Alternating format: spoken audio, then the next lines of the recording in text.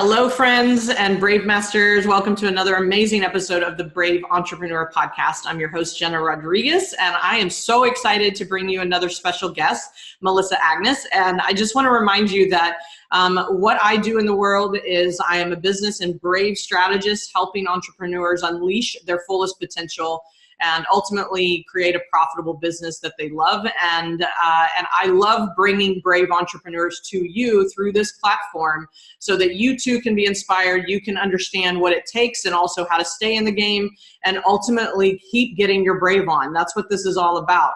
And we are going into our fourth year, actually celebrating our fourth anniversary, I guess going into our fifth year of being online and on the air. And I just am excited that you're still a part of this community. So if you love what you hear today, and please stay till the end, Melissa's going to share where you can grab some of her free resources and things that can really connect the two of you. And so please make sure that you share your feedback, give us an iTunes review, and let us know what the takeaway was. So without further ado, welcome, Melissa. How are you? I'm well, Jena, and thank you for having me, and congrats on 4 years. That's awesome. I know. Thank you so much. Yeah, I'm so excited. It feels like, well, where did that come from? Because I just keep doing it. It goes fast. It goes super fast. So this month, actually. So it's just been really exciting to meet everyone. I think that's the coolest part is I get to meet cool people like yourself. So on that note, tell everyone what your business is all about and who you are. Yeah. So who I am is a loaded question. What my business is all about is I'm a speaker and I'm an advisor. I have the privilege of advising some of the world's biggest companies and global leaders. On my area of expertise is crisis management, crisis readiness. So I wrote the book Crisis Ready, Building an Invincible Brand in an Uncertain World, which actually today, the time of this recording, is its 1 year anniversary. So that's kind of fun. Oh, congrats. And thanks. And I get to kind of travel the world and help organizations truly become crisis ready, which is the reason I wake up every day. That's awesome. And it's interesting. So what's the definition of a crisis, like especially in your space? Crisis is any type of negative event that stops business as usual to some extent because it requires direct escalation to the top of leadership. Yeah. Because the incident threatens long-term material impact on one to all of the following 5 things. So people, the environment, business operations, the organization's reputation, and or the organization's bottom line. So it's basically any negative event that threatens long-term material impact on reputation or bottom line. And then those get encapsulated into that. Yeah, nice. And I don't say love it meaning love crisis, but I love your definition. And I love that you have it so very well defined because I think, there may be people listening. It's like, oh, wow, wouldn't that be kind of a negative space to be in, this conversation around crisis and doom and gloom and all of that. But I think you're actually helping people, in a protective, preparedness, like you can get through this kind of way. Right? Yeah, and my approach is the way that I'm different from everything, from what status quo currently is, which I'm working hard to change or to evolve, is that I don't see crisis preparedness as a plan that should sit on a shelf that is stagnant and siloed, which is the status quo today. So that's why I came up with the term crisis ready, which is, to me, has a very, very clear definition and is designed to help organizations and professionals see deeper and understand what is required today, because that shelf that plan on a shelf doesn't serve the way it needs to in this day and age of virality and just real-time everything, right? Yeah. And heightened expectations. So crisis readiness is really cultural. It's about having a culture of an organization that every single member of the organization, of the team, knows intrinsically 3 things. They know what risk is and how to detect it, because it can come from anywhere in this day and age, and you never know the first person who's going to detect it. So you want to make sure that whoever that person is prepared to identify it and understand it. Got And it. then they understand how to assess its material impact. So is it an issue versus is it a crisis? And today, issues can go viral, and that can feel like a crisis, but virality is not the defining criteria of crisis. The defining criteria of crisis is what I just shared with you. Yeah. So understanding the difference between the two means that you're able to respond appropriately to both of those. And so you want your team to be able to do that.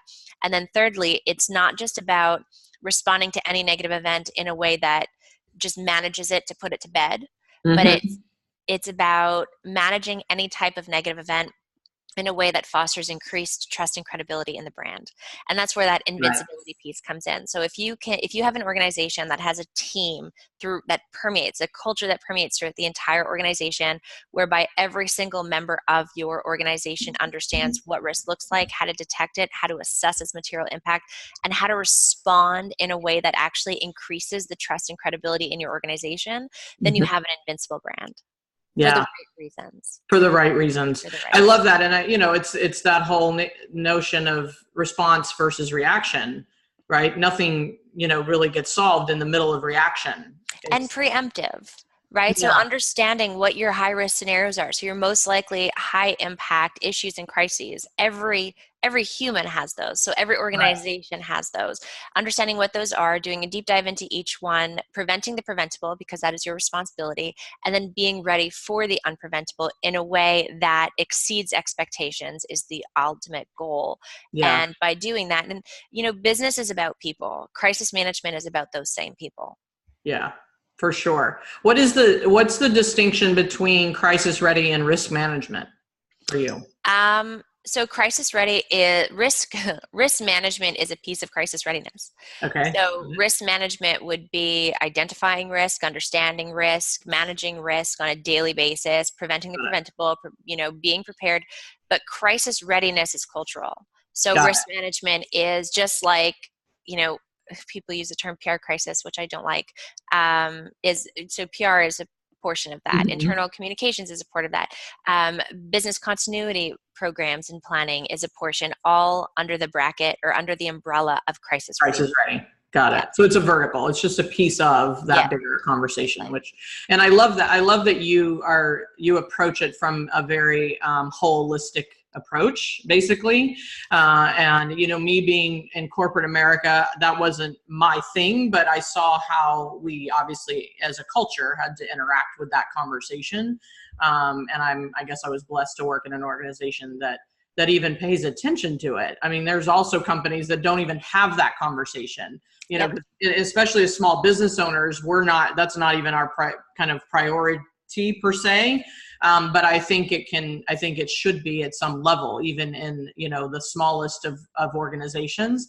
And so for you, are you focused more on the small guy or the big guy, or somewhere the big guy? I'm focused on everybody. So I have resources. So for example, my book provides the entire framework of my crisis ready model and enables you, empowers you, and provides you everything that you need to implement it. So the small to medium organizations that can't work with me for one reason or another, they have that. I have hundreds of videos. I have blog posts. I have resources that are all free. I have podcasts. So I tailor to the small to medium size organizations through my marketing or my content marketing, I suppose I should say. Yeah. Not my marketing, but my content. And then I work with the larger organizations.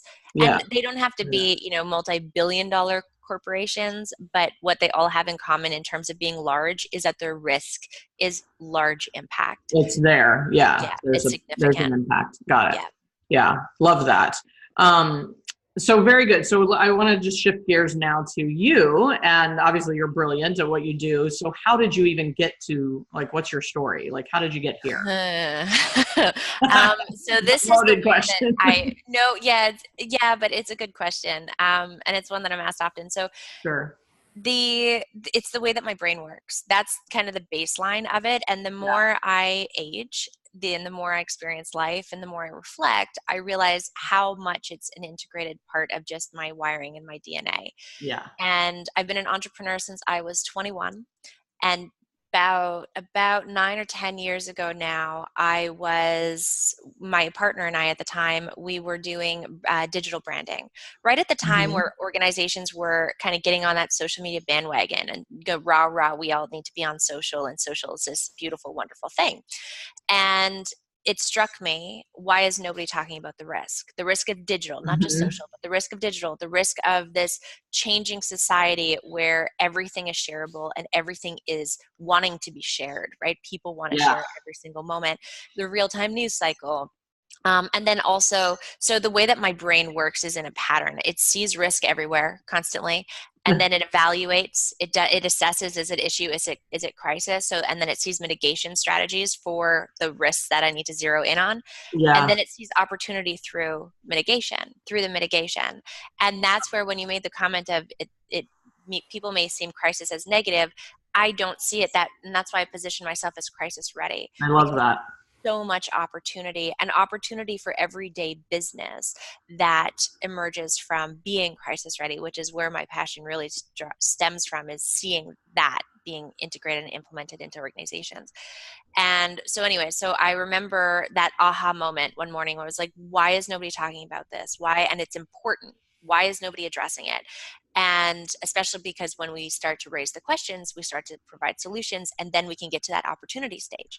Right. So that triggered something in me, because it just kind of spoke to the wiring of my brain. And I spent about the next year just devouring everything that I could on the topic of crisis management, which I didn't even know was a thing prior to that time. And I kept saying to my partner, there's something here. I don't know exactly what it is yet.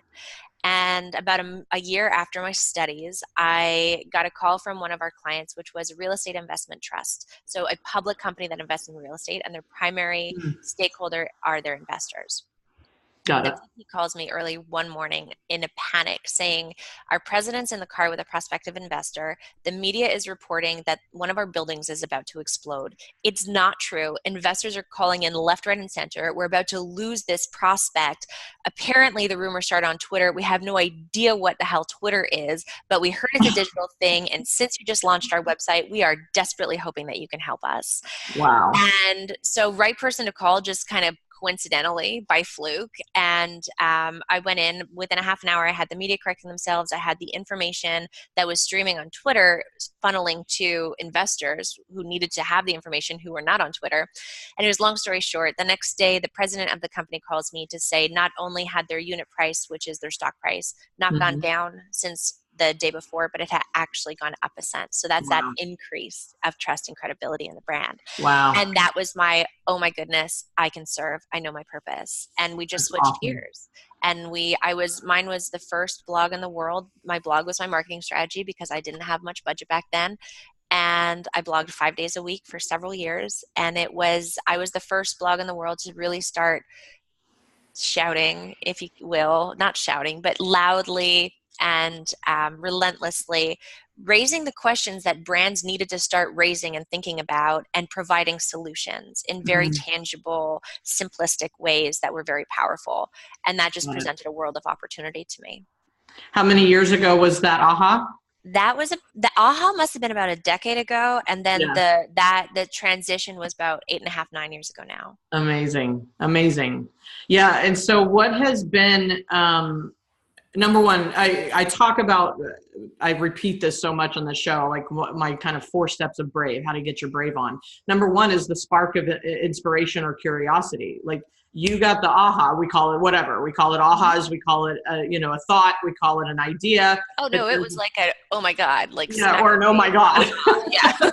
Like, this or just makes 2x4. Everything that I've been searching for has come. And yes. Yeah. And so that spark is that step one. But what is required to have it go anywhere is a decision, a commitment, and then action. So obviously you did all that, right? It's like you made a decision called, oh, I'm going to go down this lane, and I'm going to study, and I'm going to learn, and I'm going to commit to this, this direction.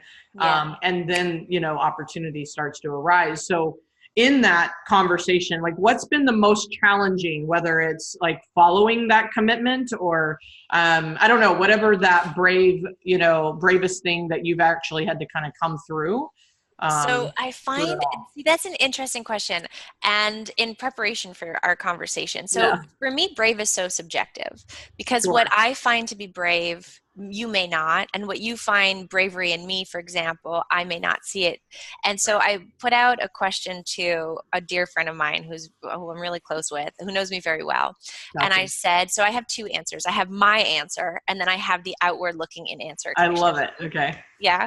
Okay. Yeah. So I'll start with his. And he wrote, so I just said, I'm about to do this podcast with Jena, and she's going to ask me this question, and it's so subjective. And he goes, this is all in quotes. And so this is somebody else's words. Okay. They're not mine. Because I was like, I can't say that. And I don't see it as being brave. So hold on. So it's deciding to ignore the gatekeepers, deciding that I didn't need traditional credentials, deciding that I can not only become an expert, but literally coin the term and write the book on how to become crisis ready, all because I decided to, not because someone chose me. And my response to that was, but that didn't require bravery. And I can explain why. And then his was, Interesting. yeah, but when you look inside, that's what other people see, right? Not Hmm. everybody can do that. And so to them, that requires bravery. And I think that it's important to kind of look at through it, the both lenses, because Sure. it's not just about my lens. And the reason that that didn't require bravery to me was because it was important, and it was something that I could provide to the world or bring to the world or wake up some parts of the world, some organizations within the world to do to better serve the people that they have chosen to serve. Hmm. And to not do it would have probably taken more bravery because it would have been defying my own calling and path and Hmm. something that I am so, so, so seriously passionate about, but seriously. Yeah. And then my version of where I'm thinking, how do I feel brave, or where do I feel like bravery has to come in, so Right. that what's the opposite of bravery? It's that fear, right? And I refuse to let fear ever stop me.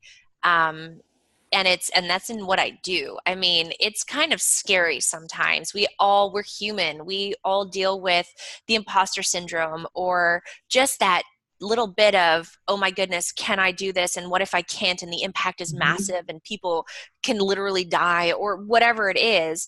And I work in crisis management with large scale risk. So You're making, everywhere. yeah, well, there can be. And so Yeah. I suppose I still have to combat that little voice that I just have to Mhm. silence it when it Yeah. pops up, and remind myself that, hell yes, I can do this. And we will work it through, and I will work with my partners who are my clients, and we will do what's right to serve the people that need to be served through this incident, or Yeah. in preparation for this incident, if it were to materialize.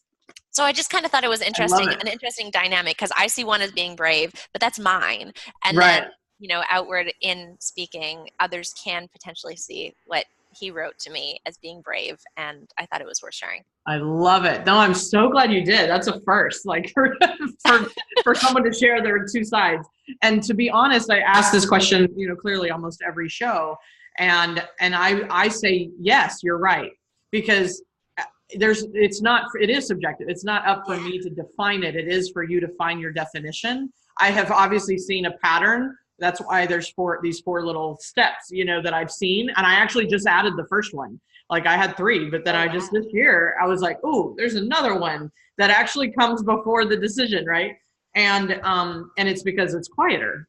It's way quieter, right? And if you're not really in tune or listening, or you'll think it was some fleeting, like, well, oh yeah, that was good, but so it's a mindfulness. And so brave for me is about, and I've created a new definition. Like my definition keeps growing, my definition keeps expanding. And so it's great when you share both, because the answer is still yes, you're correct, right? Because it is something that it's embodied. It's not for me to necessarily define, or any one person to define, but it is something that I am starting to see. I mean, I'm writing the book on it, right? It's like my book is in process because of the ability to see everybody's different take. And then of course I live my own, experience of it. And that's the other thing, it's experiential. So therefore can't be the same. Yep. And when you shared your friend's version, that's interesting, because for me, it's almost like, parallel with how much we diminish sometimes our natural gift and our natural instincts. I mean, and you know, you've followed and you've leaned into yours. Like you said, your brain's wired the way it's wired. But some people, they're like, well, yeah, that's just how my brain's wired. And then they try to go do something totally opposite. I'm like, what if you leaned into the natural gift that is actually your genius, you know, and that's brave, right? Because then they, you know, then they have to come up against anything that's doubtful. Anything that's like the fear and or the it requires a self-belief yes, that I think, see, this is where the subjectivity comes in, because I've been very blessed within myself, where I've always had a very strong sense of self ever since I was a kid, and I defied complacency and conformity where I didn't feel, even if it was within my own family. So that was brave to others. To me, it was just, so I've been blessed with that, where it wasn't bravery to me. It made sense and it must do, and I believe in it. So therefore, but that, if you don't have that, and I think the majority of people have to give themselves that exactly, versus just kind of having it intrinsically. So I think that was luck for me. Then that is massive bravery. Yeah. I love that there, you know, and because I talk a lot about, like, for me, I'm like, why did the word brave even show up for me 4 years ago or 5 years ago in a conversation? Like, brave has just taken on this whole meaning for me. It's kind of my aha moment. And it's comes from a place of, like, my stand in the world, like yours is this crisis ready calling. Mine's to, you know, eradicate unrealized human potential. Well, you know, and it shows up in different forms. I mean, I'm a business coach, but I'm a brave strategist, and the mindset and the, you know, like the transformational part of life. But I came from hardship. I came from, like, brave by survival. Like, like, I just have to get out. I have to move out at 14, you know, like those kind of things. And so there was something intrinsic inside of me that just said I could, you know, like, the survivor part of this. And that, it sounds like you have similarly to me, you have that inner. Yeah, it's inside. Yeah, just that self-belief, I think, and self-empowerment, an ability to self-empower. Yeah. And I wish for everybody. Me too. And, you know, and I think maybe what you and I could both offer someone listening that doesn't feel like they have it is that it can be fostered. I think it's 100%. And right? That they deserve it. You deserve it. You deserve 100%. it. Yeah. I mean, let's double that. Let's triple that. You deserve it. Yes. And it's not something that you have to go outside to seek. It's something inside. Well, see, that's just it. If you seek outside validation, then you're left exposed and vulnerable and at the mercy of everybody else. Right. And I realized this. I was having a conversation with a girlfriend who I deeply respect and admire. She has a brilliant business. She's a total leader and just badass. And I was having dinner with her a few months ago, and I said, or maybe a couple of years ago now, and I said to her, you know, when your significant other, you wake up and you just feel shitty that day, you know, like you don't love your whatever hair, you're having an ugly day, let's just call it that. And your significant other just annoys you because he or she is constantly saying, no, you're beautiful, you're beautiful, you're beautiful. And no matter what he or she says, it doesn't matter, because it's not going to change how you feel. You know that tomorrow you're going to feel better, but today is just an ugly day. And she looked at me and she said, no, I don't know that. I said, she goes, if I feel ugly and my husband tells me I look beautiful, I believe him. And I thought back, and then she continued and she said, but conversely, if I feel beautiful and someone tells me I'm ugly, I will then feel ugly. And I thought, oh my goodness, how can I help that? Like, just because, and so that's kind of that self-empowerment and not seeking outside validation, which the majority of people do. They just do. And yes, we need validation from others, but we need to choose, I believe, we should choose very wisely on what that validation is, how we take it, from whom, and then have that internalizing process where you say, okay, that's their truth. Is that mine? And what pieces of it may be mine, and how can I use that to serve me to challenge me, to help me grow, to empower me, whatever the case is. But somebody else's truth is not necessarily your truth. And I think that's a big part of, and I think the majority of people, that does require bravery. And the beautiful thing is that when you start working through that and you start honing that and making that your true inner belief and reality, it takes effort, just like anything in life. It takes effort to become. And then once you've, done that work, you just are. It is just a part of you. And moving forward, you'll be presented with other lessons, let's make no mistake. Absolutely, because that's what life is. But that becomes a part of who you are. And now you're almost invincible, because it doesn't matter what other people think or say. It matters what you think and say and how you feel about your own accomplishments and who you are. Yeah, I love that. And I actually I really appreciate this conversation, because I feel like it's a deeper cut, and look at the kind of the responsibility that we have for ourselves and the way we, kind of show up in the world. Right. Absolutely. And to ourselves. Do what? And to ourselves, how we show up to ourselves. Yeah. And that's when you wake up in the morning, and when you right through to, when you go to bed at night. Yeah. And it's empowering and it's freeing. Yeah. That's what it is. It's liberating.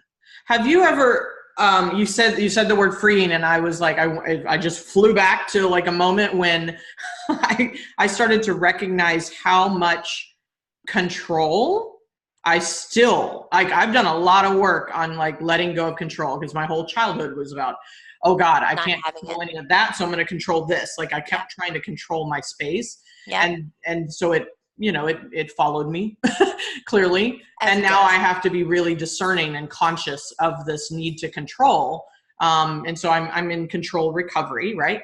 And, so you said the word freeing, and it took me back to a time where it's like the actual shift when you're willing to go be free versus, coming through a lens of like, I've got to control all this. I've got to mitigate risk in my own life or in my emotions, it's all ego for me. It's all ego based.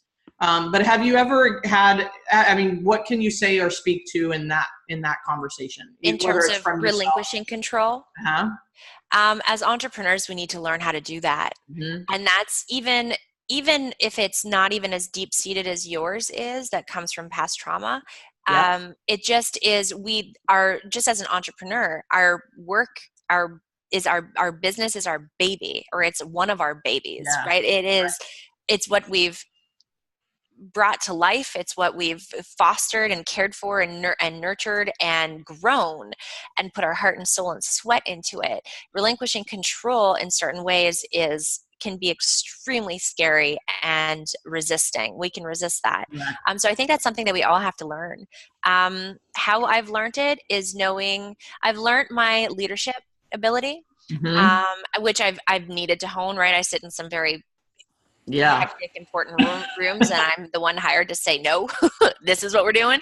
So I've learned that, but I've learned that, I have I know I can trust myself to expect certain things of people, hire those people, right, with those expectations, them knowing it, and then nurture and foster that relationship and help them understand better, so that we create a good synergy together, and then start to relinquish. And I think that it's also action and momentum. Once you do, and you see that even if the worst that happens, is it an issue or is it a crisis? If it can potentially be a crisis, what are you going to do about it?